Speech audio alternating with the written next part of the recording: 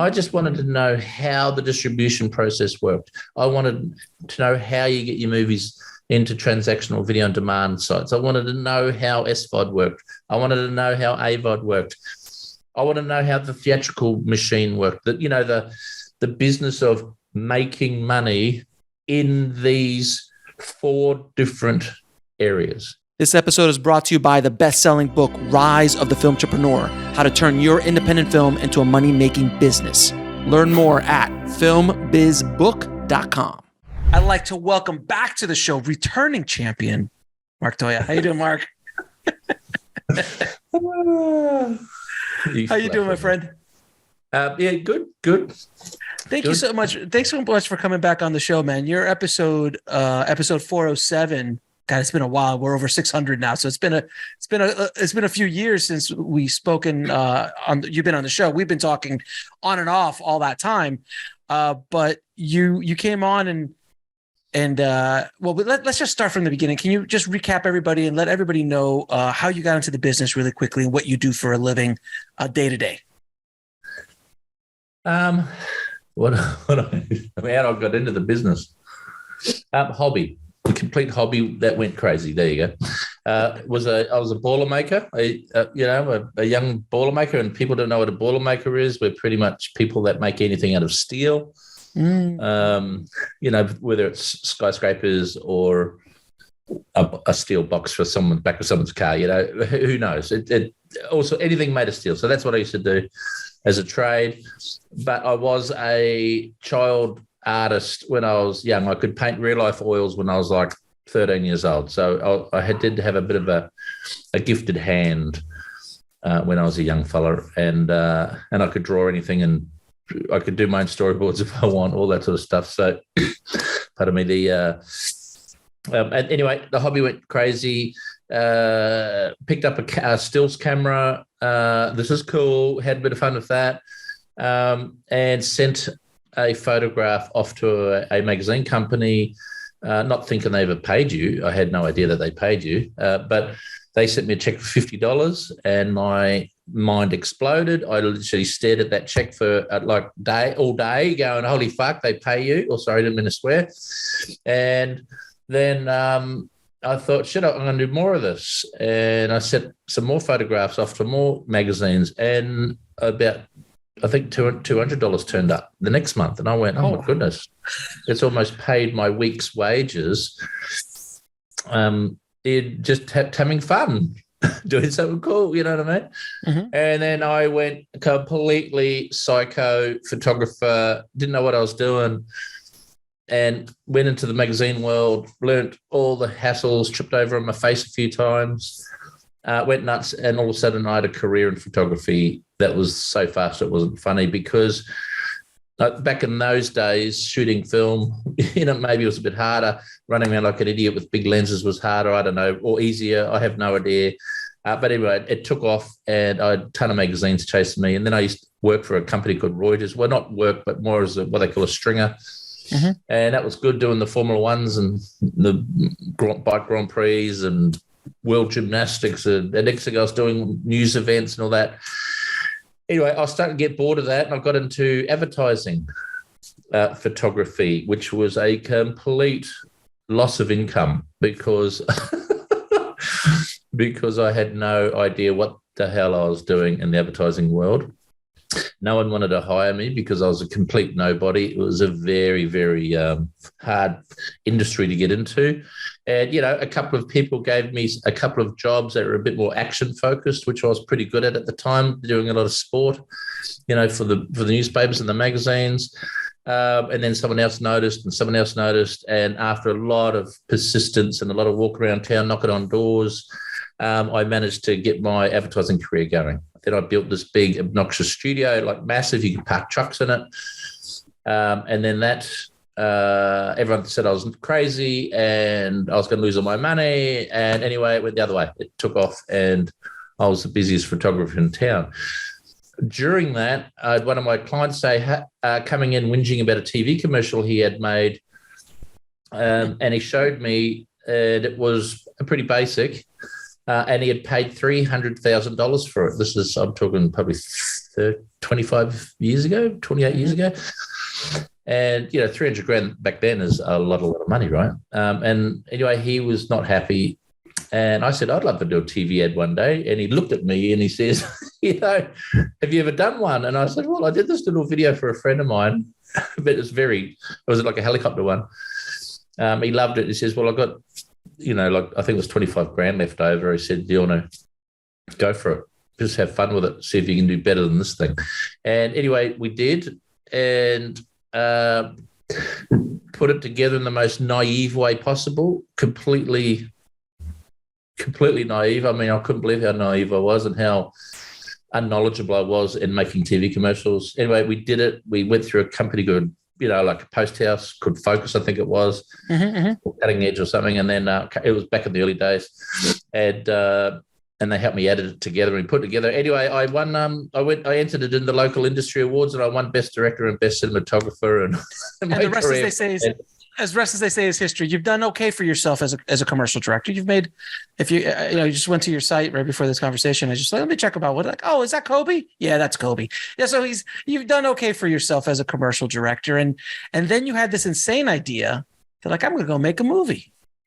And you made this little independent. Many years later. Yes. Many years later. We're fast forwarding a lot, but many years later, you decided to make a little independent film called Monsters of Man, and if I'm not mistaken, the budget was $1 million or so, and you decided to finance that yourself. Is that correct? Well, it might have been a touch less with the current fluctuation of the US to Australian dollar, but yes, give or take, something like that. So that movie came out when. You reached out to me. The movie was already done, and you were trying to figure out this whole how do I make money with this thing concept. And how did you come across my book, Rise of the Filmtrepreneur? Well, with what I remember, I'd just literally broken 3 ribs skiing, and I decided we've shot the movie, and I was editing it. Under pain. What else as filmmakers do, by the way, we all edit under pain. Yeah, but I was literally sitting there, and I thought, "Fuck it, I'm not doing anything now. I've got 3 broken ribs." So I just sat there, just started editing the movie, and I wasn't going to. I was actually going to give it to an editor friend of mine, but this was a little bit of therapy while I just was stuck up in the snowy mountains, doing nothing. I couldn't ski. I was just looking out the window, crying every day. So. Start editing the movie, and I got into it so fast. I mean, I love editing anyway. It's just the thing I do. I've been doing it for 20 years. I just didn't feel like editing a movie, and I'd never done one before. So that's right. I was sitting there and I was scouring the internet. Oh, sorry. It's a couple of years ago, Alex. I've got to get my time frames in place. No, it wasn't then. Sorry, no, we were in the middle of the whole selling the movie thing. That's right. Right. It was. No, actually, it was just before that. Anyway, it was in that time. And yes, I stumbled over your podcasts and your videos, and I started watching this thing. I go, this guy seems pretty much a disruptor of the world and a bit of a troublemaker, tell it how it is type of guy. Wonder who this Alex Ferrari is. So anyway, that's why I reached out to you. Yes. And I sent you the trailer of a movie that was sort of being finished at the time. Right. And when you sent me the trailer, and by the way, I get sent trailers daily by filmmakers from around the world wanting to either come on the show or talk to me or get a consultation. And when your trailer came in, I was like, oh, when I saw the review, like the description, you're like, a bunch of robots get thrown in a jungle. Oh, this is going to be horrendous. Like, who's going to, oh God, what a horrible, because you just think you're like, the graphics are going to be horrible. The VFX are not going to be good. And I turned this trailer on, and this trailer turns on, and I'm like, my mouth is on the floor.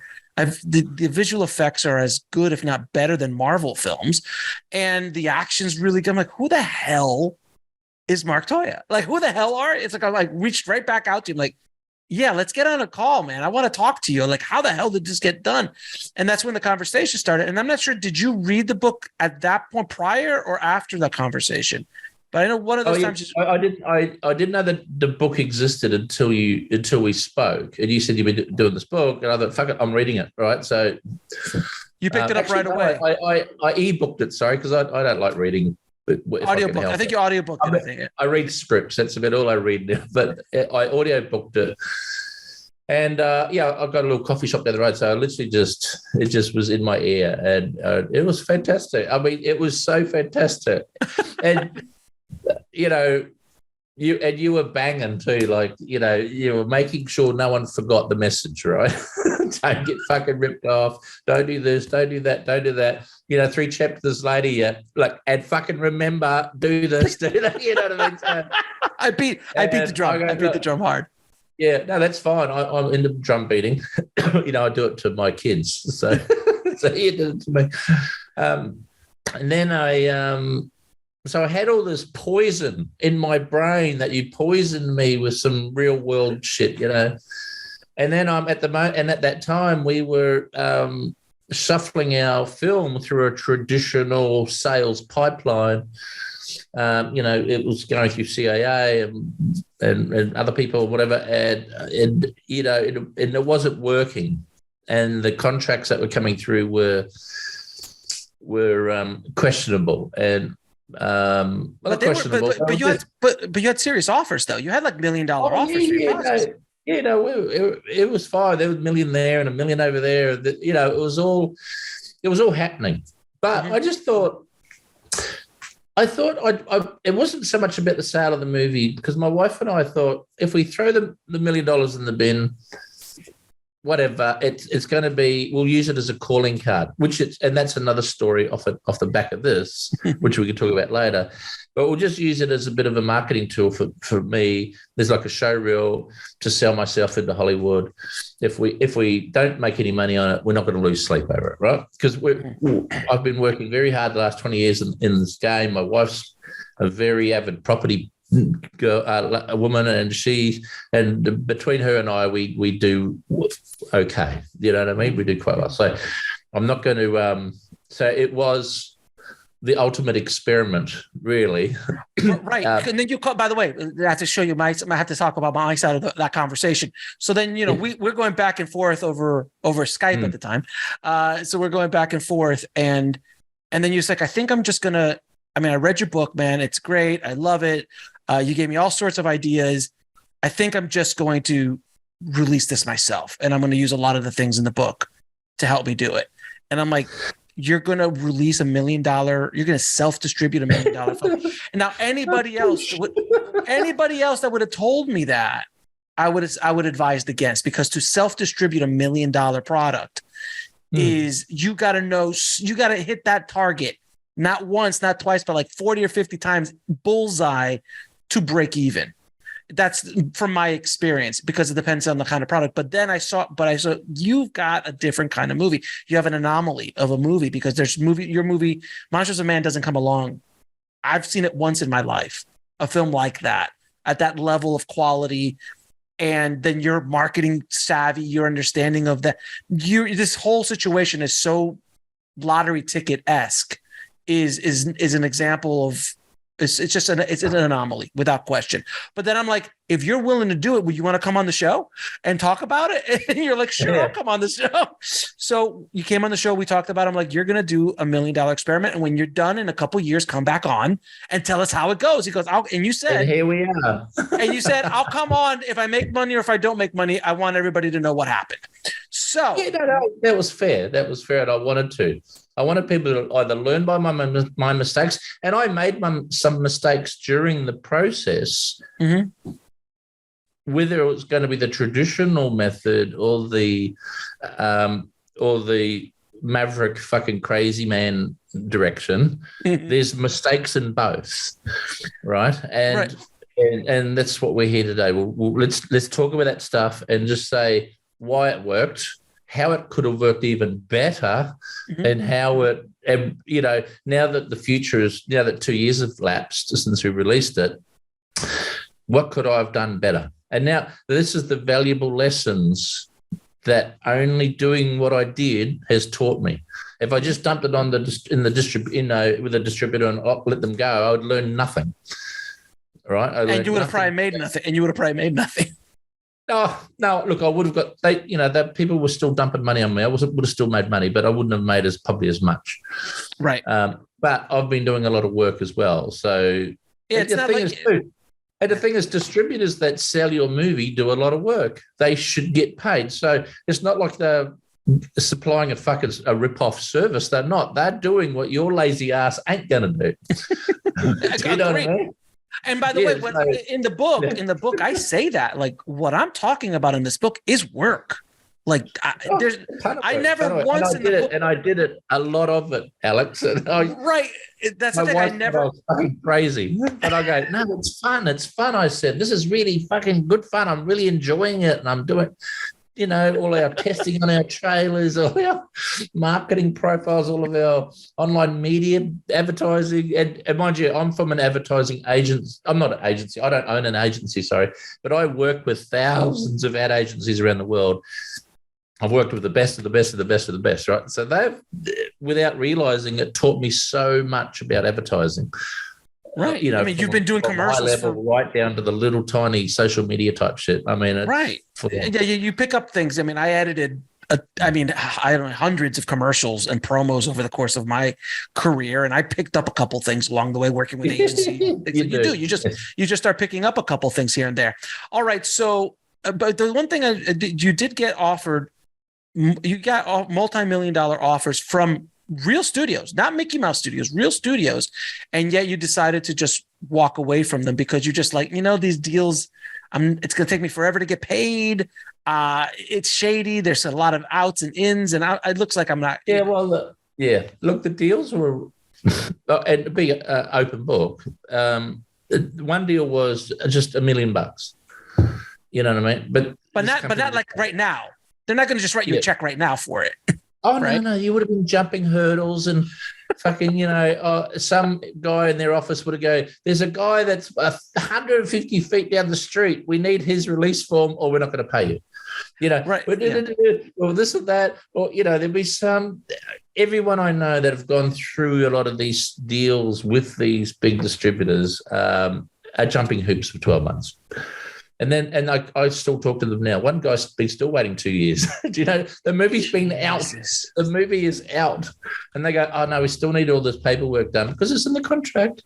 We still need all this little thing done here. And it's so minimal. No one gives a shit. Yeah, right? But it's just a way for them to hold on. But they're using it as a loophole to not pay them. And they probably will pay them, but that's just the machine. It could be 5 years. It could be 5 years down the line. I've heard these stories. It's ridiculous. All right. So the thing is, when you do those sales, you are literally handing your baby over, and you will never see it again. Oh no, you'll see it in 10 or 15 years' time when the contract's done, right? And it'll be literally raped of everything that it is. Jesus. All right. So what was the first? So from my recollection, the first thing you did is started to do your own theatrical in Australia. Oh, I wasn't. What did you release? Theatrical. Well, we released it during COVID, and everyone said, "Mark, you're mad. You're crazy. Don't do it. It'll never make money." But you had a screening. I remember you had a big screening. Yeah. No, I thought, I've got a lot of friends here in town, and we just sent everyone an email. Do you want to come and check out the movie? And everyone's curious. So 500 people turned up. But the one thing we did it in IMAX because I do everything, as you know, in red cameras. So we've got a 4K movie. So let's go to the IMAX theater and let's do it properly. And the theater was massive. It was like giant. But this is the thing that I love about what you did. Fantastic, it was a free screening, by the way, right? It was a free screening for your friends, right? Okay. Yep. So the brilliance of what you did is that you filmed everyone's reactions coming out. So it made the film look like it had a theatrical release. You were in a real theater with like posters in the background, and you filmed all this. And then that's what you used in your ads. And it was so powerful in your marketing. So even though you might have not made money on that screening, you got so much free marketing materials to be able to sell your movie on TVOD, SVOD, and AVOD. Is that a fair statement? Yeah. Well, we weren't even going to do it. There was a young guy said, "Hey, are you going to do like a behind this, you know, like are you going to film the movie? I went, no, I just want everyone to enjoy it. And he goes, oh, no, I'll get me and my friends will come and we'll shoot it. And I go, go nuts. You know what I mean? So anyway, sent me all this stuff and I went, actually, I could probably use this for a bit of PR. You know what I mean? And yeah, it was strong PR. And it honestly was the last thing on my mind. To be honest, I was serendipitous. It was serendipitous. It was a little, so you're not taking credit for it. I'm trying to give you credit for it. You're not taking credit for it, but it is what it is. It is what it is. You were able to get it. So sometimes, sometimes the muse, sometimes the universe just gives you a little bit of a helping hand. And that was one of them. Because I remember when I saw your advertising tool. Yes, a good advertising tool. And I remember when I was seeing your ads, I'm like, man, those ads are powerful as hell, man. Because anytime you've got testimonials like the ones you had, man, they're very, very, very powerful, especially coming from a movie without any major giant, massive bankable stars in it. Neil McConaughey is wonderful, but he's not Tom Cruise. So you don't have that. And coming from a first-time filmmaker, quote unquote, they really added a lot of value to it. All right. So what was the release? So how did you release this the first time? You went TVOD first, right? Transactional. Yeah. We just went full TVOD and, we dropped it on, Apple, Amazon, all the normal dudes. And but actually, I think let's get a little bit more detailed for your listeners, viewers. The movie is done, right? We've made the movie. And I'm getting a lot of people ringing me up going, it's too fucking long and it's too, the old too long thing. And I go, you know what? Fuck it. I'm leaving it. It's only 2 hours, right? It's not like it's not a 3-hour epic. It's not Titanic. Another thing too is people will sit there and binge watch a fucking 10 hours of shit on Netflix, a completely padded out show without dropping a single whinge. None of them will whinge about it. But and I go, no, fuck it, I'm not. And you know what? I did a 90-minute cut. I did, and it was not. It was over too quick. Everyone I showed, they go, oh, well, it's sort of like, the robots start attacking them, and then they're at the river and they're out. You know what I mean? They're escaped because you had to get rid of a lot of stuff. 30 minutes is a lot of very exciting material. So that's why I went, screw it. I don't care about 90 minutes. I'm not really that worried about making money or not. It's nice to get your money back, which is great. But I had bigger agenda with the film. And the bigger agenda wasn't so much making money from the movie. It was just getting my name out there. So just remember that going in, part of the experiment was exactly what it's doing now. So I'm going to get even more money back by doing all these other big movies that these people are telling me I'm going to get, we'll get to that. And we'll get to that. That's another story again. So we'll get to that later, sir. Yeah. Anyway, so then I decide after I've turned down these offers, from the traditional means, and literally that's when everyone thought, this guy that owns this movie is a fucking complete loony. Do you know what I mean? All these sales guys were just looking at me like, Mark, I thought you were crazy. Mark. Look, everyone thought I was crazy. And I went, you know what? Because it's part of the experiment. The experiment was knowledge. Mm-hmm. And I just wanted to know how the distribution process worked. I wanted to know how you get your movies into transactional video on demand sites. I wanted to know how SVOD worked. I wanted to know how AVOD worked. I want to know how the theatrical machine worked. That the business of making money in these 4 different areas, and they are 4 completely different areas. Mm-hmm. Theatrical, especially. You might have, the movie's made $10 million. But really, what comes back to the filmmaker, this guy here, sitting here, right? By the time the cinema takes half, by the time the agents take half, the delivery guys, the sales guys, everything, you might end up with that much. Do you know what I mean? It's just like there's a lot of work. And then, hang on, and then there's the advertising that might be attached to your movie that's going to have to be reimbursed. And there's all this shit that that goes with it. Here's, for an example, a friend of mine has made a movie over here in Australia. It did really well around the world. I think about he said it grossed like $25 million. He's still yet to see a single cent 4 years later. Wow. Do you know what I mean? It's going to come to him. Something's going to come to him. Like he rings me up and he's in tears. He goes, fuck, I should have listened to you, mate. I said, no, you shouldn't have listened to me. I'm doing something very fucking stupid. You did it the correct way. It just happened to work differently for me. But you got to understand what amount of stuff I put in place to make sure that works. So anyway, we go and do the whole TVOD thing through an aggregator because the thing that sucks about the Amazons of the world and all these sort of guys, it's very hard for you as an individual to get your movie up on these sites. Amazon, you can probably do it with a lot of dancing and dicking around, but all of them now are pretty much critiquing movies. You can't just throw your movie up on all of those TVODs, because they will just go, no, it's a stinking pile of shit. No, you're out. So you just made a movie, but then you realize, fuck, I can't unload it anywhere because Amazon doesn't like it. Apple doesn't like it. Microsoft doesn't like it. IBM doesn't like it. Fandango don't like it. All these, there's a fucking list of them all along, as you know. Mm-hmm. You still got to get it through all these people to get them to like your movie enough to put it on their platforms. And that's got to, unfortunately, go through an aggregator, which is another fucking annoying word for distributor, right? Mm-hmm. So there's going to be someone in your way, which is fine. And I don't know why Apple do it. Apple should be, the best movie upload site in the world is Vimeo on demand, but no one fucking watches it. No one uses it. No one uses it. But it is the best of the best of the best. The reason is you could upload your movie in 4K, 8K, glorious, beautiful viewing. It looks stunning on whatever you put it on. You can upload your movie or your subtitles. You can decide what countries you want to sell in, everything in probably under 5 minutes. No one in your way. And they take 10%. Thank you, Mark. It's so fucking simple.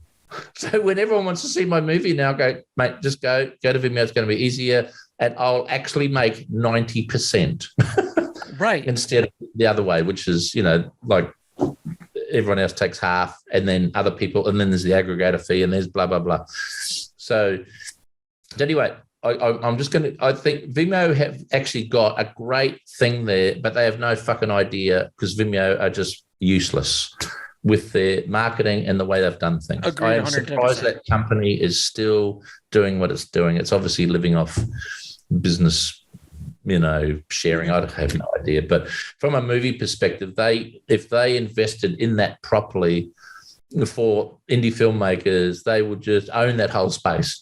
Well, they bought VHX back in the day. VHX was that all that software, all that technology was VHX.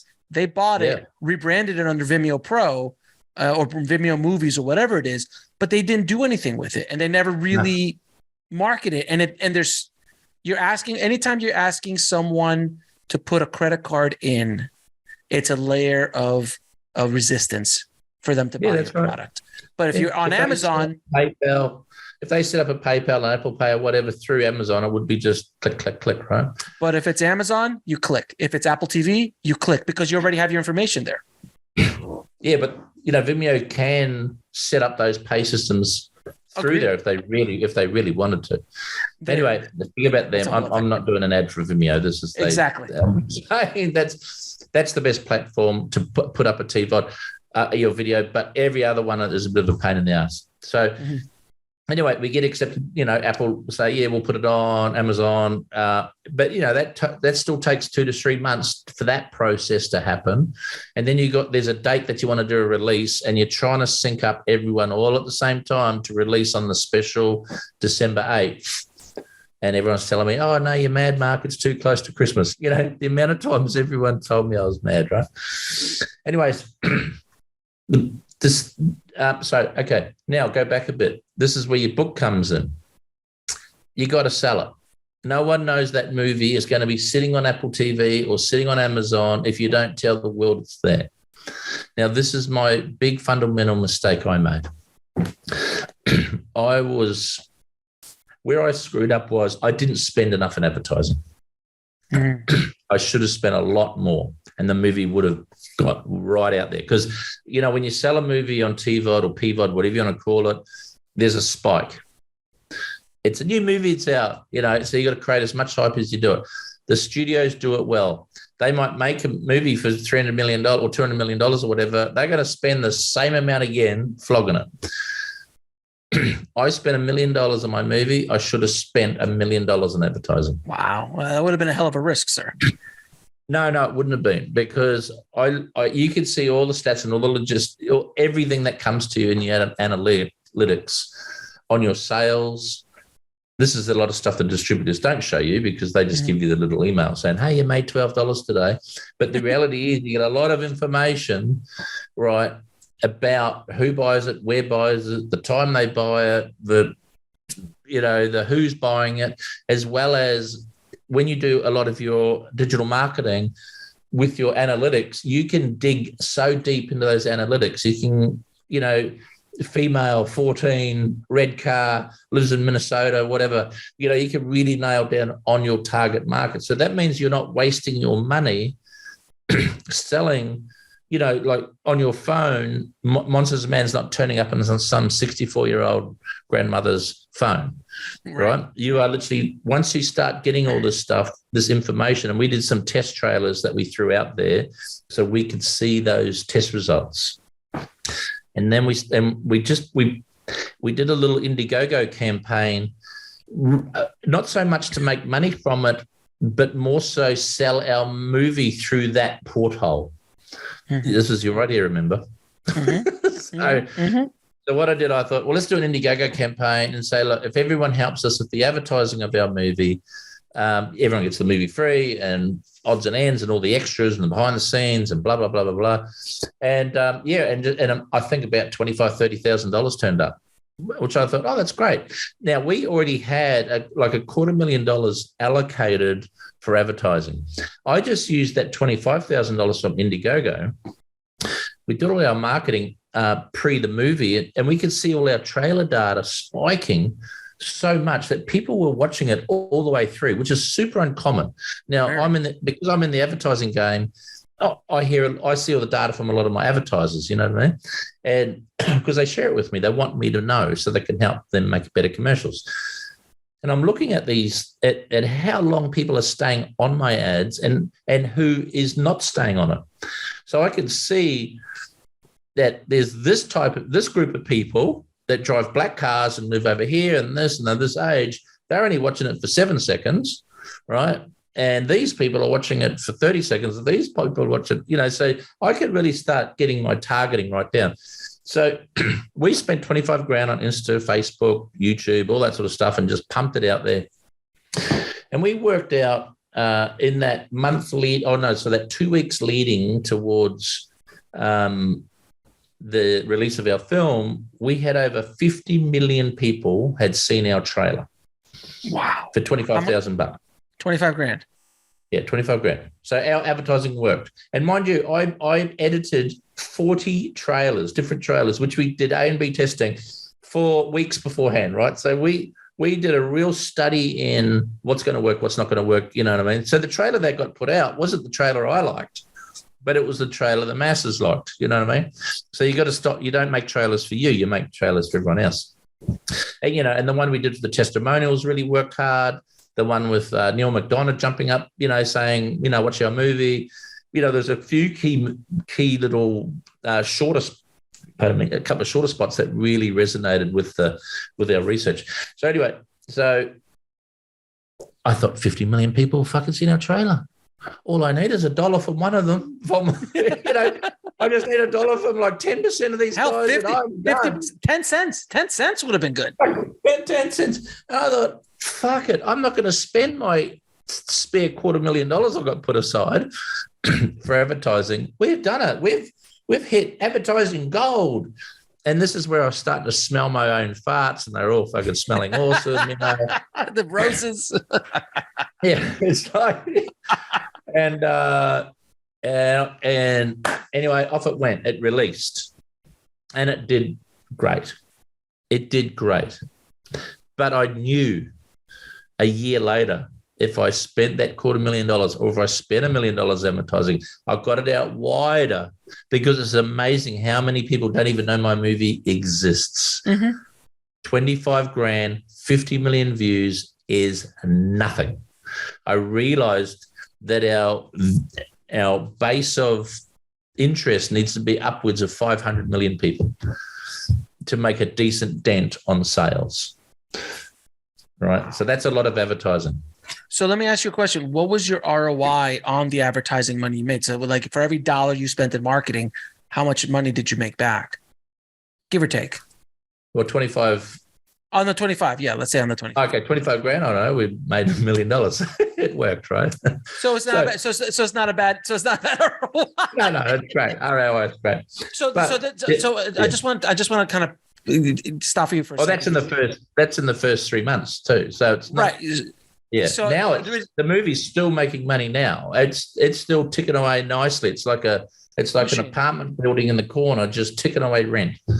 So the reason I want to stop you here for a second, so I want to just kind of highlight a couple of things you said, because you're throwing out a lot of gold nuggets here. You off of 25 grand, you were able to generate your budget back comfortably within 3 months. That's unheard of in marketing. That's unheard of. But if you would have put in just $250,000, you might have been able to make $3, $4, $5, $6, $7 million possibly off of those first 3 months. Would that have worked, or do you think not? Look, the more people that know about your movie, and the more hype you can build on about it. What do you think Marvel do it this way? Right? What do you think all the big movies are spending so much money on advertising? Awareness, right? End of the day, with my 50 million people is really only one city in China.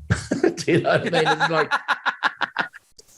It's like not much, right? In the grand scheme of things. And it's and like in saying that $1 million in 3 months, you know, that $1 million slowly comes in over 12 months, but that you can see the money being made, including all our international sales, which I'll talk about later.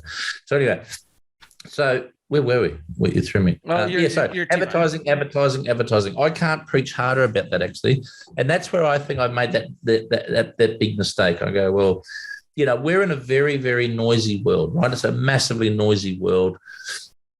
There's so much shit on your phones now. It's hard to get cut through, right? I could still spend $1 million and you might see my ad. Maybe. You might, if you're lucky. I mean, you're in the film industry, you know me, you'll probably get it. You'll probably get hit by it.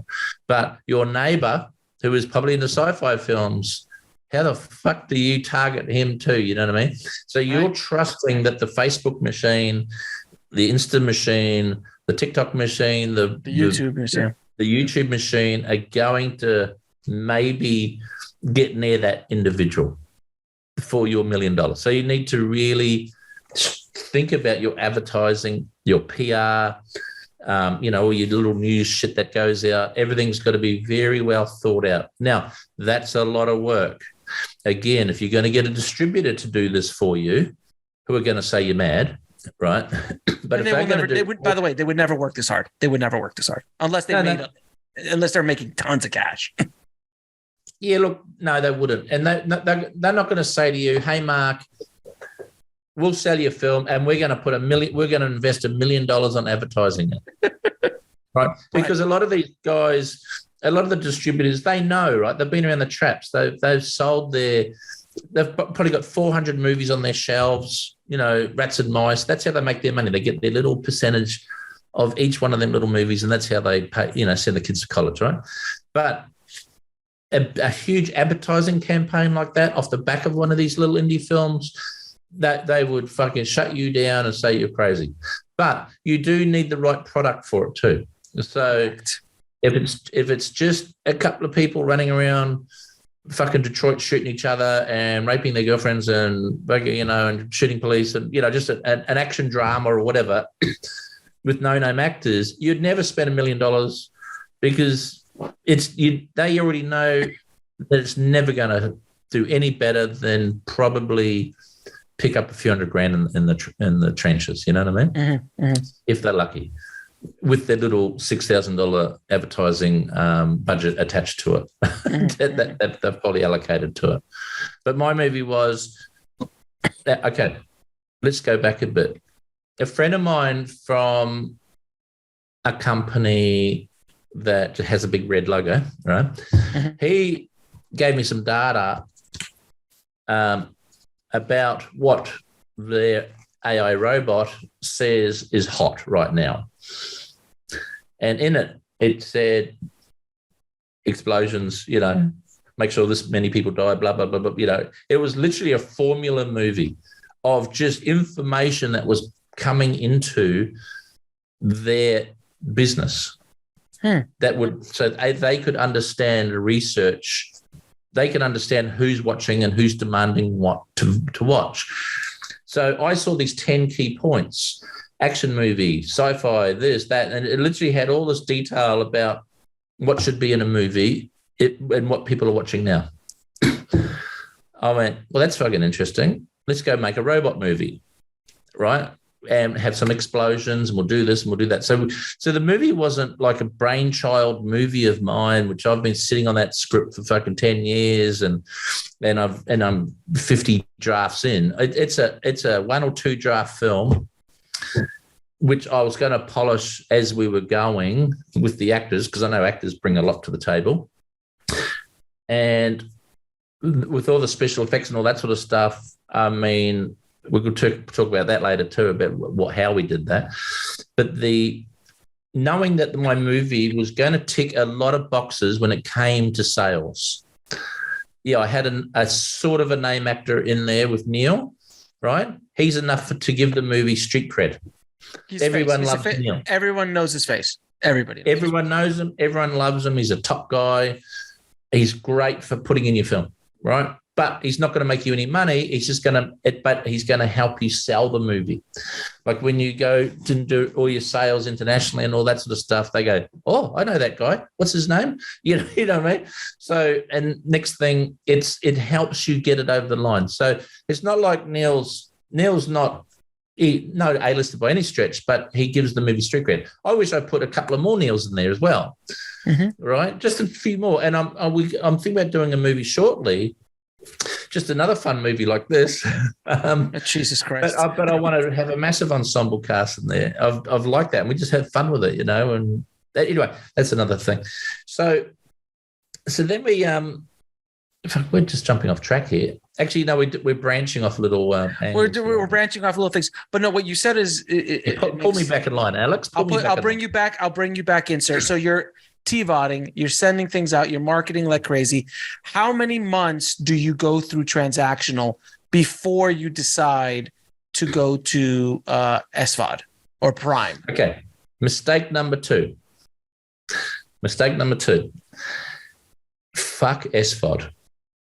SVOD can go and eat shit all day, every day. By the way, you did get an offer from that big streamer that has a red logo as well, right? It's all, but you decided not to go with them. Yeah, I don't. Streaming is streaming is the cancer of indie film, as you know. Oh yeah, right. Yeah, agreed. I decided my movie's doing so well on TVOD. It sort of fit. The curve is bumping down, right? But so did my advertising too. I probably could have kept it propped up longer. I got convinced to go, put it on Prime. They're screaming for this. They want it. Prime, Amazon. Oh, fuck, we want it. It goes on to Prime. I am top 5 in America for 4 weeks on Prime. It's getting smashed. Millions of people have watched my movie now in America. Mm-hmm. I see 1 or 2 or 3 cents per view. I might as well have just fucking given it to them. All right. It is a total waste of time. There is no economic sense to put your movie on Prime. No economic sense at all. Don't put it on Prime. Don't put it near any streaming network. You see pennies. But you're saying that I might have made like 100 or 200 grand. Millions of people watch my movie, and I made a couple hundred grand. Done. Nothing. Now you're saying that, and I want to kind of put things into perspective here. You're also making a good amount of money in transactional, where most independent filmmakers they can't make money in transactional because they don't know how to drive traffic. So the only thing that they have is the potential of a Prime and AVOD, which we're going to get to in a minute. But hopefully with this conversation, people will try to give transactional again. Again, it has to be the right product. You had the right product. I mean, it's an easy sell. It's killer robots that look as good as anything the studio put out, with great action, explosions, and things like that. People are going to watch that. But you're absolutely right. It's SVOD and Amazon Prime and those kind of places is and that, by the way, is not AVOD. And we're going to get into advertising. This is subscription-based stuff. It is not that. It's horrible. It's horrible. I wanted to know those numbers because I know you had it on there. You're like, yeah, I made a couple $100,000 off of top 5 on Amazon, like top 5 period, beating studios. It was sitting there forever. My friends were ringing me from America, go, fuck, it's still there. And you're like, you must be making tons. No, you weren't making. I thought, fuck, this is it. New boat, done. New cars, but mate, flying. Fuel the jet, you know, FTJ. It was all the way. Anyway, you know. Okay, so SVOD, not so much. As far as I'm concerned, subscription-based movies is what have devalued the world's movies. Because now, for $7 a month, you can go and watch 100 movies a week. You know what I mean? You could just smash yourself with it. And, you know, subscription company make a fortune because all they need is subscribers. Paying $7 each. Millions of those, boom, no, they make money. But the actual people that own those movies and make those movies make nothing. So unless you're the studios, and everyone is avoid SVOD. You know, and you might get Netflix or someone ringing you up and saying, "Hey, we'll buy it off you for a term." But the amount they offer you is nothing. They're quite happy to go and spend copious amounts of money making that film for themselves if they owned it, but now that it's made, it's worthless. It's interesting. They feel that like, well, it's already made. You've already made the film. Oh, well, here's fucking $300,000. Because look, but if they were going to make it, they would have blown $10 million on making the damn thing. You know what I mean? They would have spent $10 million to make Monsters of Man easily, and they would have easily spend 10, if not more, to make a movie like that. But when something like that drops in their plate, they should be like, you know what? Let's give you a couple mil for this because this is solid. No, they won't even do the couple of mil, mate. Those days are long gone. Yeah, no, you're so fucking 3 years ago. Exactly. No, agreed. No, I agree with you. I understand. I know Amazon doesn't pay anything. I mean, Amazon, Netflix, or Amazon, nobody pays anything anymore. Those days are gone. All right, so you went to SVOD, but you still have transactional running. So people are still. Yeah, no, I'm leaving it there forever. And I after a couple of months on SVOD, I saw the numbers. Like I can jump. You know, the aggregator I'm with has allowed me passwords to see inside Amazon, so I can see everything. Mm-hmm. Great idea, by the way. Everyone out there, if you distributors, you want to be super transparent. And then no one's going to try and brace back, you know, they're not going to try and kill you in the street. Just share the real data and you'll be, and you'll have some good trust there, right? So anyway, I see all the information firsthand. I go through it every week still. And I can see if I made 22 cents or $20,000, whatever. It's just all there. So anyway, I saw the Prime data. I was like, holy shit, this is like pillaging and raping my movie. You know what I mean? It's like, now all those potential TVOD people have now watched it for 3 cents for nothing. Do you know what I mean? Right. So a big marketplace just got destroyed by Amazon Prime. So I go, oh, fuck it. You know, that's the system they run. That's fine. That's their life. I mean, I made the mistake of jumping on it. So, Did you pull it out? Did you pull it out, or you left it there? Oh yeah, fucking God! Fucking get the fuck out of there. You know what I mean? I mean, the IMDb TVs, all that sort of. Oh no, we're going on to AVOD now. Okay, that's AVOD. Yeah. Yes. So all right, so the transactional is still going, and you're still making money on transactional even during that time. Okay, so not much now. Anyway, it's not much now. It's curved, but my advertising has stopped. I'm about to re-embark on relaunching the movie again, which is another thing. Which because look, the thing is, it's not like the olden days where a movie comes out, big hoopla, everybody knows about it, and everybody knows it's released. Most people in this world do not know that your movie was ever released, so it's brand new to them. So you can remarket it, re-put it out there, and see what happens. All right, so now you're still making money off of transactional. And we have tested that already, by the way.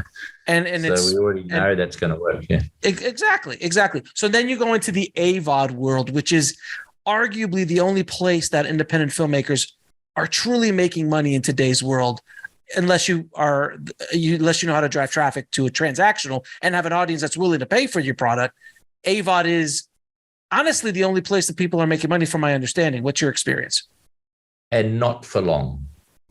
Mm-hmm. Here's the bad news. Okay, tell me. Yeah, AVOD, we dropped ours on Tubi, and it exploded. It went off. It's good, great. The only goods and bads of AVOD. The good thing with Tubi is it's small and growing fast. It's full of low-weight indie films. And even though my movie pokes its head at the top of the poo, right, it's still making money. What's happening now is the studios, with their massive banks of movies over the last 40 years, are dumping onto Tubi. So all of a sudden, all your indie films are going to be lost. Right, you're going to be forced down the bottom of the pile. Again, it's still there. People can still watch it. You can still drive people to Tubi to search it. Oh, there's Monsters Man there. It's but it's going to getting buried right now. Right now, it's getting buried. Tubi can't put these Hollywood movies on with Hollywood stars. They can't put that shit on quick enough right now. Right, because you've got a 10-year-old Brad Pitt movie. An action movie like Kill Me Softly or something like that. And no one's seen it. Yeah. And people are like, I forgot about that movie. Let me watch that. That's going to be watched every day over an independent film. And it's so funny you say that, because in TVOD, indies that's where money was made first. Then SVOD, indies, that's where the money was made first. Netflix was buying. Oh, okay, yeah. If they were buying. No, they were buying independent projects, independent films, and they were spending money on Amazon was at Sundance, and everybody was, so same thing happened. Then the studio's like, no. And then diluted that. Then AVOD, oh God. And then now the studios are dumping that in. The next one is YouTube. And the studios have yet to do that in the YouTube world. They do clips, and they're monetizing the clips off of their movies, but they're not putting their full movies up for free yet. But that's the next place. They will, because I'm in talks with them now. Mm-hmm. So yeah, it's happening. But here's what's happening, mate, right? Mm-hmm. Here's what's happening with AVOD space. Like, things evolve so quickly, as you know. It's just nuts. You think you found a little gold mine, right? You think you found it, you're in there, and you're like, fuck, this is it. And then everyone else finds the same gold mine. Like, everyone piles into the same gold mine. So it's, for instance, Netflix, I bet you, no, not a word of a lie, I have no idea. They're going AVOD. They're going AVOD soon. Oh, there you go. Oh, no, they're going to absolutely, there's no question in my mind that Netflix in the next 2 years will have an AVOD option like Hulu does. Paramount. All of them will have an AVOD. All of them will be, everyone will be AVOD, and then Tubi will be the little lonely kid in the corner that started the whole fucking shit show. They'll be there back with all their indies again. And nobody's going to want to go over there again. But yeah, because now you'll be able to watch, because now Tubi is going to have to fight Paramount, Disney, All of them will eventually have a AVOD option. If you want to spend your money, you want to spend $15 a month or $10 a month, you could do it ad free. So they'll still have both revenues, and they're going to be happy because imagine right now if HBO goes advertising AVOD. How many people would jump on it, watch HBO? How many people would watch Disney Plus? More than they do now. I want people to understand how difficult it is to make money with a movie in today's marketplace. It's absolutely cutthroat, brutal. I'm going to be speaking at AFM this year. I'll be there in November. I'm dying to see what everybody's talking about and what because from my experience going to the market, everybody's just like, I don't know I don't know, maybe this, maybe that. No, nobody knows. No distributor really knows what's going to happen in the next 3 to 4 years. No. So that's why your case study is so interesting. Distributors work, bless their souls, on commodity, right? Right. Absolutely. Their business is not about selling movies. Their business is about collecting movies. And absolutely. So the more movies they have, the more movies they have in their libraries, the more little rats and mice. It just sprinkles money on them, little bits of money, but it all adds up in the end of the day. And we get it. So if you're going to do that, get a distributor to help you. Number one, transparency. Try and get that person for 15% or less. And flog the advertising yourself as hard as you can. Even though they want to do it, they're going to charge you for it and probably spend a quarter of what they've told you they're going to spend, right? Which was then, if you're going to spend the money on the advertising, then at the end of the day, why the hell are you going to go with them? Maybe you can make a deal to go into AVOD or something like that. I don't know. All right. So one question I did want to ask you about the TVOD. What is the platform that made you the most money? Apple, Amazon, Google? What was the platform that in order? Because there's a lot of myth about Amazon. Which one? Amazon was probably 70%. Wow. And that's so valuable for people to understand, because a lot of people still think that Apple and iTunes is the place to rent. But they're like, oh, I have to be on iTunes. iTunes at the beginning of the TVOD revolution was the place to be. But Amazon's just everybody's on Amazon. I think Amazon's just everyone's got an Amazon account buying shit online, right? So everyone's got a lot of people have Prime accounts. Yeah, Prime accounts. It just comes with when you subscribe, when you order your toilet paper online, you get your Amazon Prime account. You got free shipping. You've got Amazon Prime. Yeah. Very clever. Very, very clever. So Amazon Amazon is a beast. It makes good money. When you look at all your data that comes online through their portal, you get to see all your sales.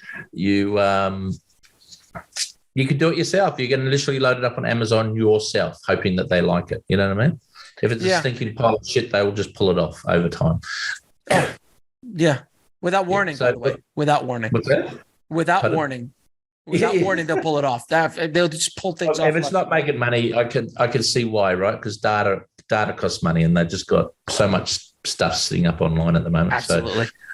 So the Apple TV, I got fleeced by Apple. Oh, not so much by Apple, but they've got these recommended list of aggregators. Mm-hmm. I think Distributor was one of those. Distributor was one of those once a long time ago. Well, there you go. So Apple just seemed to hire all the fucking winners. Not hire. Apple seemed to recommend all the shonks, Mm-hmm. Anyway, this company, shall name unnamed, and we're trying to sue them at the moment, but they literally stole most of our Apple profits. Yeah. So they probably still owe us $500,000 or more, and maybe even more. I mean, we literally physically had to take the movie down from Apple, wait 3 months, and then put it back up again. Like, very disruptive from that angle. But Apple aren't a big earner as much as Amazon. Amazon is the machine. Apple is next. But believe it or not, Google Play / YouTube sales were very good as well, and Microsoft was amazing. You mean on PlayStation? and all that sort of or no, that Xbox. I mean, Xbox. Yeah. Yeah, Xbox, PlayStation, whatever it was. That no, not PlayStation. Yeah, Xbox went up. That's one. What else? But that makes sense with your kind of and all the rest. You know, the Fandangos and the Voodoos and all that. Don't waste your fucking time. Nobody rests. Yeah, I think we got like $14. You know. Yeah. Okay, that's really good. That's really good information for people listening out there, because a lot of times they'll spend all this money with aggregators. Like, I got to have it on Fandango and on Vudu. And I'm like, no. I always tell them, I've always consulted filmmakers to do Amazon. I go, iTunes is vanity. That's a vanity play. Just to say to people, I'm on Apple. Yeah, but you're still making money there. And a lot of people, like here in my house, for instance, we don't buy shit from Prime. I don't either. I use Apple TV, but those are the two ones that you really, if you're going to spend money, Amazon, Apple, maybe Google Play, maybe Google. Like I'm finding myself now, I'm starting to buy more movies. I mean, I've got all the SVODs, right? I've got the Primes, the fucking this, they're there. They're all a thumbprint away. But it's a lot of it's just crap. You know, maybe I watch too much and I've gone through all the good stuff, but you've reached the end of the internet.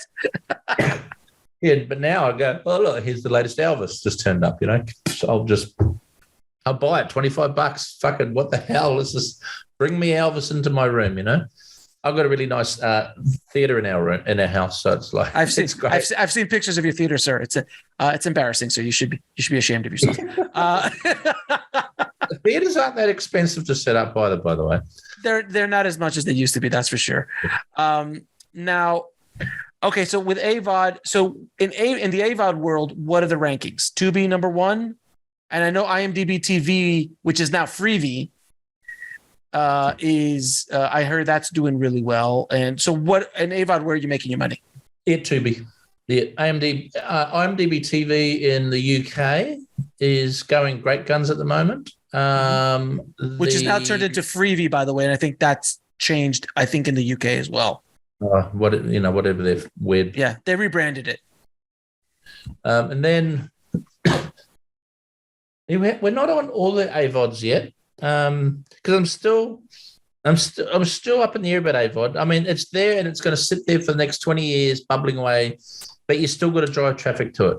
But you can make more money still. I can get one sale on TVOD, right, which equates to 50 people watching my movie on AVOD. Does that make sense? It makes all the sense in the world. Yeah, absolutely. But you got to find a customer that's willing to pay for it, either rent it and you can. Obviously, well, I'm going to spend that money. I'm going to do a new advertising campaign, and I'm going to throw thousands at it. And it's going to be, because I know every time we have put advertising in, we see massive spikes in sales. So the other day, I just did one as a bit of a muck around, just a play thing, right? I put $1,000 in, and we got like $7 or $8 grand worth of sales, extra sales. How much did you put in? $1,000. So you're getting. So you're getting a 7 to 8 return on your money, on the dollar. No, it's more. It's 300-400%, huh? Yeah, exactly. Yeah. So you're not doing bad. I mean, I'll do that all day. Just keep putting money in. If you keep taking that ROI, why not? You put $1 in, you get $8 back. All of a sudden you don't see the income coming in with your advertising going in. You just fucking turn it off. But at the end of the day, you just leave it there. I mean, the sales from that area are just topping up your advertising spend. So it's just a cyclic system. It's very basic and simple, yeah. So and I'm thinking about, and the original name of my movie was Robot 4. Do I relaunch the movie again as Robot 4 and put up the 90-minute one? You know what I mean? I don't know. All these things are going through my mind. You could do that because the man is the director's cut. Robot 4 is the cut down, you know. You know, the thing that's wonderful about your story is that you are generating revenue. You've turned your movie into a money-making machine, which is exactly what the book talks about, how to turn your movie into a money-making machine. You've been able to do that using all of these little tools and tricks and stuff. Did you generate, I saw that you're selling, or at least you're focusing energy on the single from the music single. Is that something you own, or are you just trying to give love to the artist?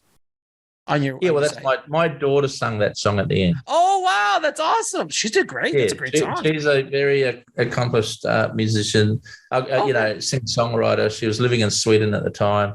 And I said, hey, do you want to do a song for the movie in the end credits? And she goes, oh, no. Yeah, because I stress her out, apparently. So anyway, Shocking. I said, go have fun. Anyway, she sent it to me. She was shitting herself, and she sent me the track. We chucked it on the timeline at the end. Just dropped it straight over it, and it was perfect. And I go, it's great, darling, love it. And she's like, what? Don't you want me to change anything? I said, no, that's your piece of art, and we're going to have it as a family movie. My son helped me shoot the film. My wife helped me produce the film. My daughter wrote a little tiny piece of music at the end of it. Did you generate any revenue with that? Did you generate any revenue? Has she generated any revenue with the sales from that song or no? Oh, I'm sure she's made a few cents. The music industry is as bad as worse. That's worse. Oh, it's on Spotify. How much do you make? -2 cents every time. You owe us money every time someone plays it.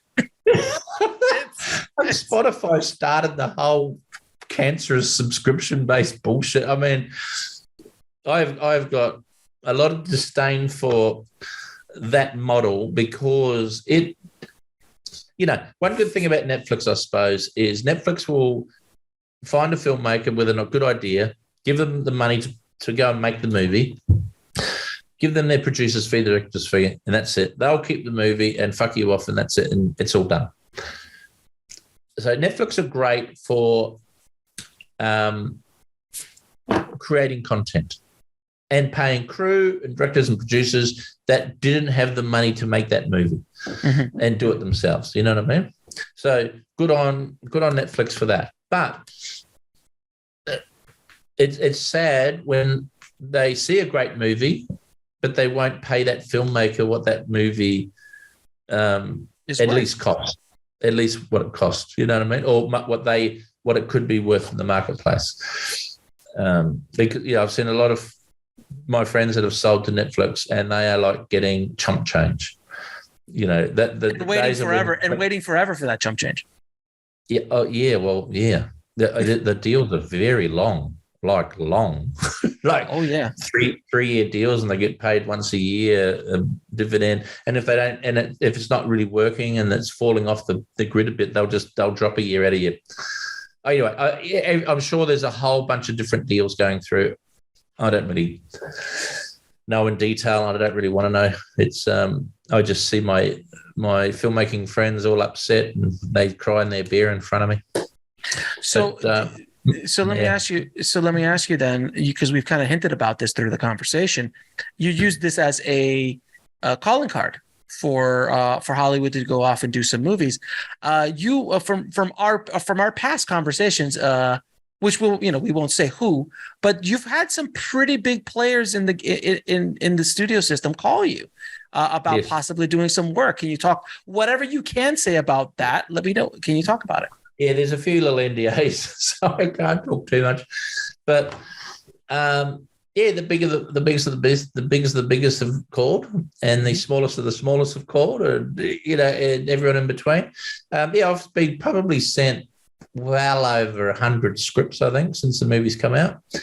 I've attempted to read most of them, but if they don't have me in the first 10 pages, I'm out, but it's, it's a hard game, even for the studios, right? They might have the money, they might have the clout, they might have everything, but there's big machines attached to a lot of it. And I'm wary to do the big giant studio job next, because I know I'm going to have a bit of a hand up the coit puppet thing. I'm going to be tortured, and really they're not going to get my full potential, because it's going to be directed from the sidelines. Right. You know what I mean? So why ring me? I mean, what they need, they need to employ, and this is why a lot of young directors that have shot short films are doing massive blockbusters, because the studio just needs a puppet in there to start together. They've already directed it. They already know what it's going to be like. The VFX sequences are done. Yeah. you know, there's 10 directors on that movie, and it's not the one that they hired. You know, he's just maybe the fall guy.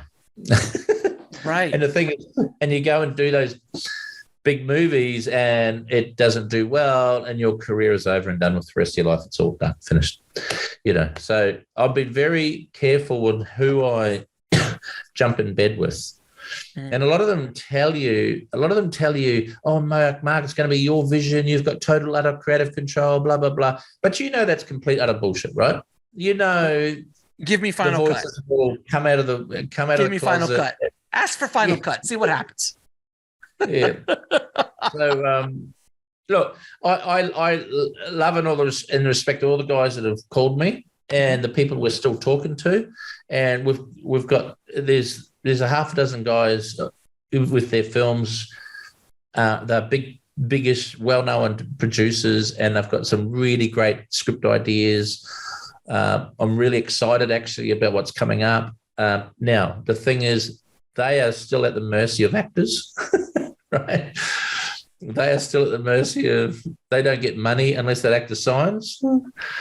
They're still going to try and convince that actor that Mark Toia is the director for the job, right? So there's all these hurdles. I might have opened the door nice and wide and everyone's jumping on the Mark train because they go, well, Toia just made a fucking movie, what would have cost us catering money, you know, and he's made a whole movie with our catering budget, and it's pretty good. And they go, and that's why I'm jumping on, because they see me as a bit of a meal ticket in that sense, which is great. And I want them to see me as a meal ticket. Yes, I can do all the special effects myself. I shoot myself. I do everything a whole lot myself, and I can do that stuff so swiftly and easy. And I know how to break the rules. I don't need the technocranes. I don't need all that shit that complicates a movie and makes a movie massively expensive. So, and they still get their big budget-looking movie for probably quarter the price. So, and they know that it's so hard for them now to make movies, to make profit on a movie. So all of a sudden, people like me that are sort of multi-skilled, we become the commodity. We become their little gold mine for a bit. So I've proven that with the Monsters of Man movie. Now I just need to prove to that same people that I can do deep drama as well. So I'm going to do another film where it's going to be very, very actor-driven, and that'll just tick off that box. So I can do the action, and I can do. Now, are you going to release it the same way, or what are you going to do with that one? Because that one, why not? It worked, right? Yeah, but there's no explosions, no killer robots, sir. So I'm not sure the drama. There's going to be no explosions. Oh. Maybe our mate goes in there and he's, you know, and he holds up a petrol station in LA and we blow up the petrol station, right? So there's an explosion. Maybe there's an explosion. You're right. You need trailer moments. Seriously, if you're going to sell a movie, you need moments in that trailer where people go, this looks fucking cool, right? You can't be stupid, right? Dramas don't sell. Every distributor in the world will come and tell you, unless you got Meryl Streep in the bloody thing, it won't sell. And even if it has Meryl Streep in it, we still don't know. Right. So if you're going to do a nice, beautiful drama or, you know, a love story, whatever, the odds of you making $1 are fucking next to nothing. And also, by the way, you've also sold this film to territories individually, right? So you're doing that as well. Yes. It's in about 140 different countries now.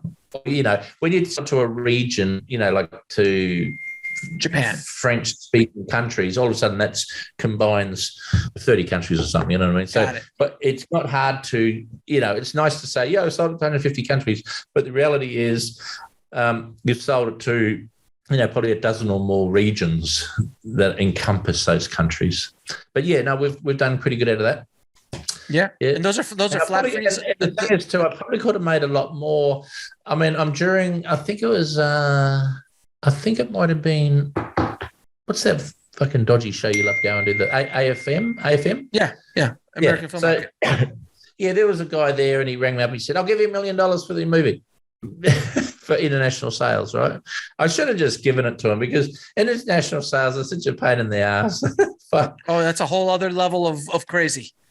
Yeah, it is a whole lot of level crazy. And, the Germans will ring up and they go, "Oh, Mark, we love your movie. It's fucking great. But our AI robots have scanned your movie and we've found 137 problems with it." And I go, "No, what fucking problems?" QC so you problems? go down to the first. So you go down to the time code and there's like a pixel out that no one will ever see, ever. Fix that. And they go, "Oh, there's a little bit of artifacting." And I go, "Well, it's fucking stock footage. Of course it's going to have an artifact." And I've destroyed the footage. QC, yeah. Yeah, so all the QC stuff. And you just go, out of it, I think there were probably, out of the 100-something comments, there's probably 4 things that were, "Oh, okay, there's a missing frame there or something." Do you know what I mean? Which you never, real serious stuff, yeah. You could watch that movie 1,000 times and never see the missing frame. But the robot picked it up, But anyway, so you fuck around with the Germans for 6-8 months, just trying to get your movie QC, where everyone else, it's playing around the world and no one else has any other problem with it. Germans. But It's Germany. It's Germany. Anyway, they paid well, and the French paid well, and the fucking. Sorry, mate. I'll turn this thing off. I've purposely kept all the English-speaking countries for myself. Okay.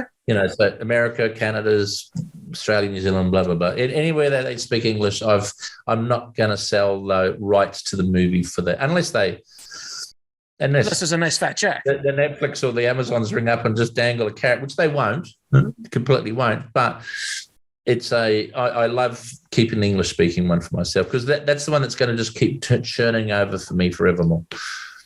That's amazing. This movie's got probably one distributor rang me saying, telling me everything I wanted to hear, which is great. They always do. But he said this thing's probably got, with his body of work that he's got, that he's selling, he said, you've probably got another 10, 15 years in it, because it's a relatively current subject. The post-production's done really well. It's not shot in a city that's going to age. Right. He said the only thing that ages the movie is Neil McDonough has a wire coming out of his ear where everyone's Bluetooth now. But I thought, fuck it, maybe I'll just paint the wire out. There you go. Now, is there going to be a sequel? Nah. Come on, you left us open at the end. Come on. Yeah, no, I did on purpose. It's there could be. There's a lot of people have rung me. Not a lot. There's been a few people that have rung me going, "Hey, can we do the second version? We'll pay for it, write it, the whole box of nice, but we want you to direct it." And I went, "Get back to me. I'm not investing no time into it. You guys want to go and do that? That's fine. You go nuts and get back to me, and we'll decide then." So, but I'd like to do a Monsters of Men 2. It would be fun.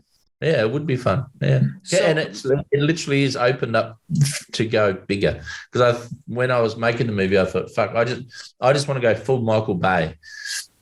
If if a studio goes, we're going to give you some money for this, you're like, okay. Well, if I start doing movies for studios, I'm going to try and convince them to fucking do a Michael Bay execution of this one, So my question to you is, sir, do you regret reading Rise of the Filmtrepreneur?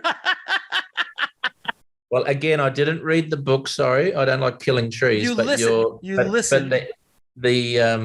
the ebook was fantastic, and I've recommended it to a lot of people. Don't you worry. No, thank you. I appreciate that. It's you probably just need to do a what do they call the edition 2? Oh yeah, I have to update it. Yeah, I got to update it. Yeah, there's. But you might have to do one every year. Because shit changes so fast. I mean, a lot of the core concepts in there are still going to be good they're evergreen. But there's some things that I wish I need an expanded edition. I need to do a second edition and a third edition and a fourth edition. Yeah, no, I can't recommend it highly enough. It is that book is. Yeah, look, yeah. Like I said, when I was listening to it, I was just going, it's so fucking logical, right? It's so logical. And there's so many alarm bells in the film industry, so many alarm bells. If you were an indie guy wanting to make a movie, you really need to go to therapy first and read your book. I was one of the lucky ones, but the amount of effort and energy I put in behind my movie to make sure it didn't fail was extraordinary. And you also have a massive volume of expertise, education, knowledge about all of the things you're doing. So you also are an anomaly in your own right, just yourself. So it takes a lot to do what you've done, without question. Yeah. I mean, look, I know the whole production thing. I've been doing posts forever. So I can post a movie on my laptop on an airplane. Same here. I could make an 8K movie, like literally on my laptop, where other people have got to go to a post house and they get completely like not raped and pillaged. You know, like that you'll be getting a fucking big bill if you did it that way. Right. People go, oh, I've made a movie for 30 grand. I said, yeah, but by the time you do proper sound, proper everything, so you can sell it to certain companies, all that's going to cost more than your movie if you want to do it properly. You know what I mean? Because a lot of these companies won't even take your movie with your shitty stereo sound that you did in Premiere.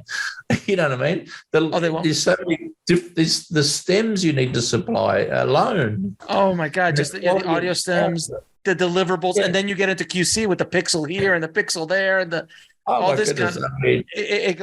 And the reality is, that's so overcooked and so overhyped. I think that's been manufactured by post houses to give them more work. But the reality is, look at the amazing content you see on YouTube now, done by young kids at home, and they're putting up these amazing pieces of content. No one cares about if there's a fucking missing frame or a pixel out or whatever, and it looks fantastic. So yeah, a lot of that, the film QC is just a load of shit. But anyway, I would agree with you 100%. And by the way, if you do have a distributor that will take that crappy version with the crappy audio, I promise you they're never going to pay you. Because they would have to be fixing it. Yes. If they'll fix it, or they'll just put it out the way it is, and they just don't care, and they're just going to see whatever money trickles in, like you say, the little crumbs that get thrown off of it.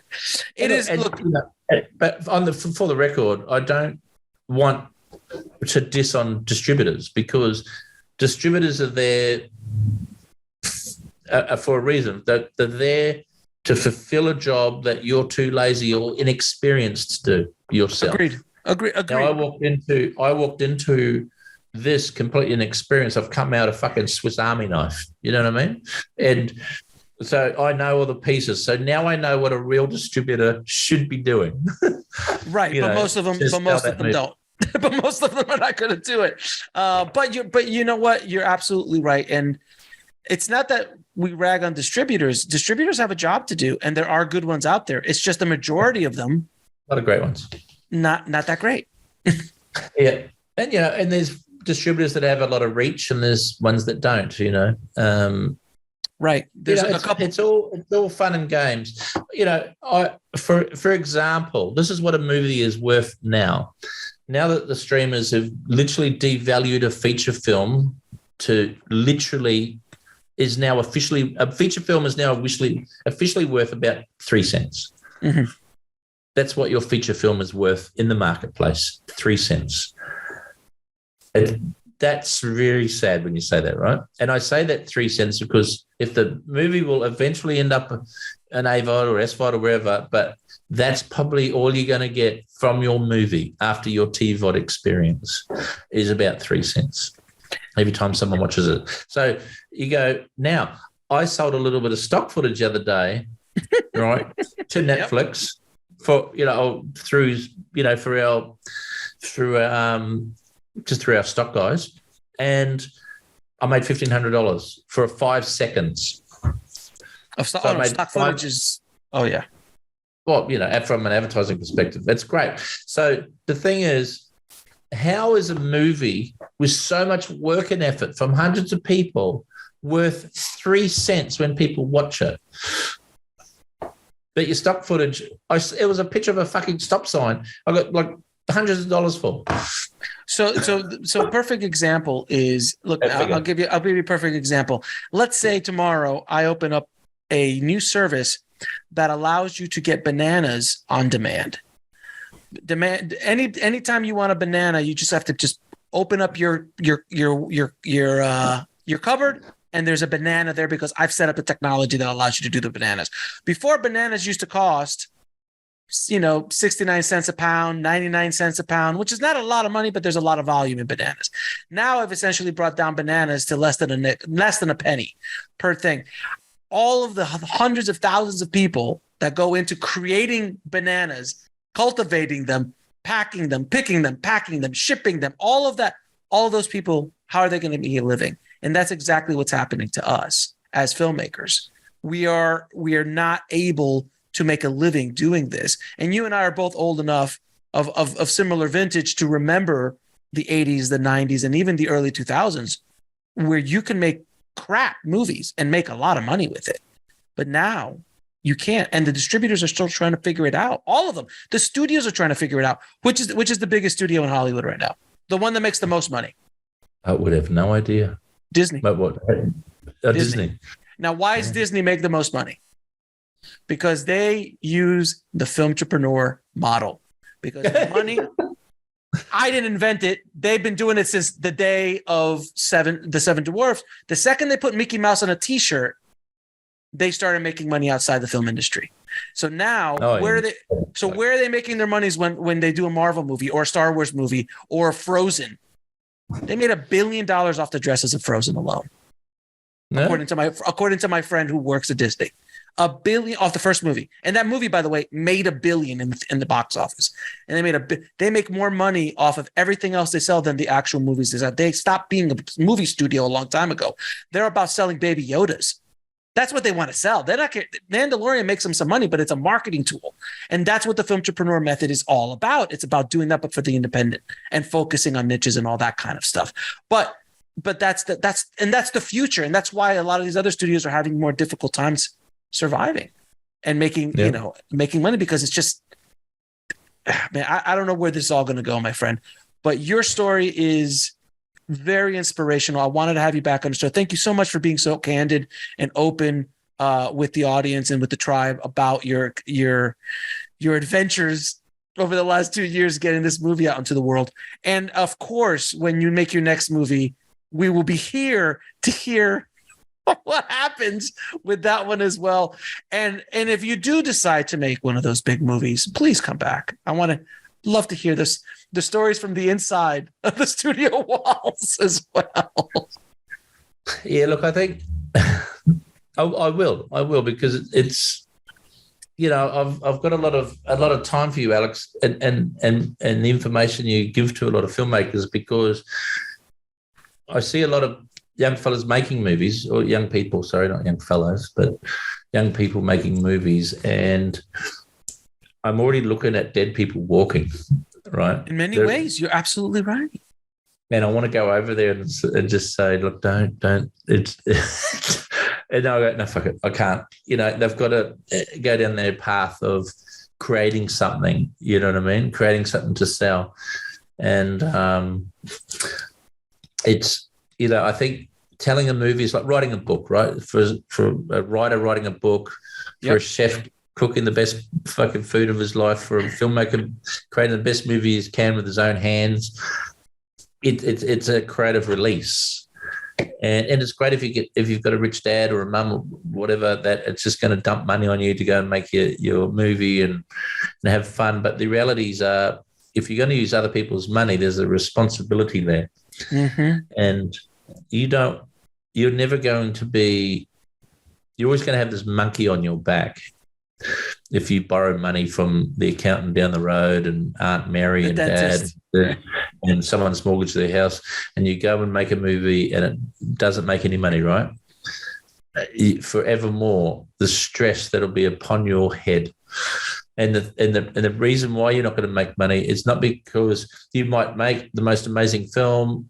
Look, we had a little breakthrough with our one, and you did everything right and you got your money back. But the odds, if you don't do everything right, and it doesn't work, it's gonna. And the odds are it's not. I don't even know. I know countless filmmakers, independent, like myself, truly independent guys that have made movies and reached out to me, and literally none of them have got a good story for me. Do you know what I mean? They're literally ringing me up asking me how. And it's really, really sad. Some of the stories I've heard have been decimated. I mean, terrible. And I've showed them, I go, look, I'm going to tell you my process. And they go, oh, that's where I fucked up there. Well, that's okay. That's what and I fucked up in certain areas selling my film as well. I know I could have made a lot more money with it. You know what I mean? But lesson learned. It's a life lesson. But you know what? And the other thing, the system too, is you can get into the traditional system and just make wages. You can go and get your director's fee and whatever.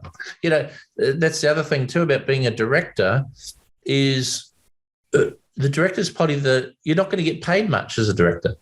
Mm-hmm. I've got a friend of mine that's finishing a movie now for Netflix, and he worked out because he ended up hanging out with the makeup artist and making out with her.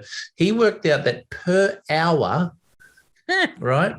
Per hour, the amount of time he spent on the movie compared to the amount of time she spent on the movie, she was making 4 times more than him.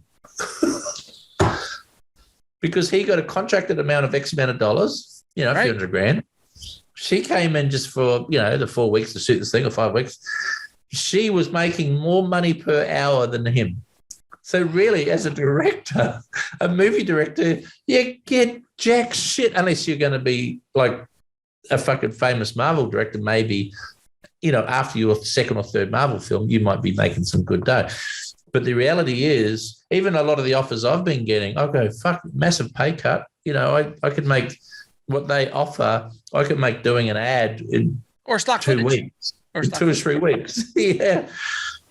You're literally paying me. You want me for a year and a bit, and you're going to pay me a month's income. Directing ain't work. Directing a movie is not really. Please don't get your hopes up. Yeah, right, exactly. And by the way, your story could have been a cautionary tale, very easily. You could have, if you didn't know marketing, if you didn't know Facebook ads and YouTube ads, if you didn't make your money in TVOD and just try to throw it on AVOD, or on, let's say you just would have thrown it on Amazon Prime and left it there, you might have been able to make some money with it, but it wouldn't. This story could have gone wrong in multiple places. Places. But I did want it to fail, and if it was going to fail, I wanted it to fail with my own hands. I didn't want it to fail on someone else's hands, because then I would have kicked myself stupid for allowing myself to let it fail with no. Because if I'm going to put no effort into selling that film, right, get someone, you're just sitting back going, oh, they're going to do everything for me because they told me they're going to do $2,000 in marketing for the PR, and they told me they're going to spend $6,000 here, and the movie's going to blow up, right? Right. I knew that was bullshit because I'm in the advertising world. Right. I know that's complete utter shit. I'm like, $6,000 don't get you shit. Nothing. And online news, when you hit the PR companies and they put stuff on all those fucking... Oh, the PR web things? Yeah. No. Fucking no one reads that crap. Come on. No one. And how do you even justify monetizing it? It might end up in Variety and it's like, poof, gone. It's like, it got you nowhere. Listen, I hope this conversation inspires and scares the shit out of people at the exact same time, because it is definitely an anomaly. It is a cautionary tale. It's an inspirational tale. And this is the reality of where we are in the world right now and where we are going as filmmakers. That's why I wrote the book, so we have a fighting chance. Because in the book, you read it, you've got to execute things in order for it to work, and you've got to do a lot of work. That's not the filmmaking part of it. It's not the working with actors and getting in the edit room and going to the premieres. That's another part. But in today's world, filmmakers need to do that next part if they want to survive as filmmakers. That's just unfortunate. I don't make the rules. These are the rules. And unfortunately, this is where we're going. Mark, I do want to appreciate your time, brother. Thank you so much for coming on the show again and being so candid and open with us. And I hope this does help some filmmakers out there. So thank you again, my friend, and continued success. And keep me updated on where you are in the world and what you're doing. No worries, Alex. You have a good day. It's always good to talk to you, mate.